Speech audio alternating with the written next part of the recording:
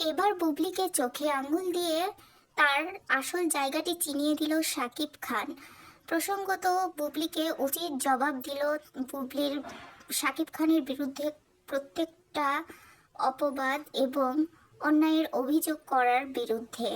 শাকিব বুবলি অপুর থাকাকালীন সময়ে একটি অবৈধ সম্পর্কে জড়িয়ে পড়ে এবং বুবলি সবকিছু জেনেই অপুর সংসারকে ভেঙে ফেলে বলেই অভিযোগ করে অপু বিশ্বাস। তো চলো সাকিব সমস্ত কিছুর প্রমাণাদি কিন্তু আবার আপনারাই দিয়ে দেন, সেটা দুদিন আগে বা দুদিন পরে।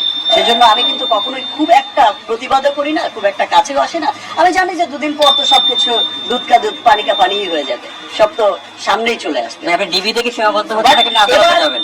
বাট আমার কাছে ওই বুবলি বা ওই মনে হয়েছে যে ধৈর্যের একটা সীমা আছে।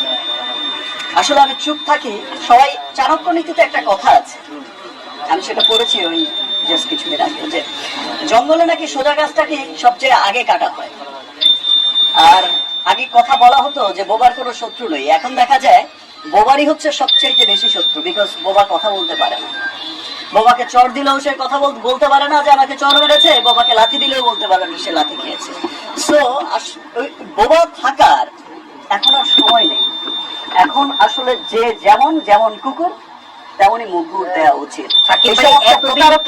এতদিন পরে কেন আজকে তো বন্ধুরা, কেমন লাগলো সাকিবের প্রত্যেকটা কড়া জবাবের?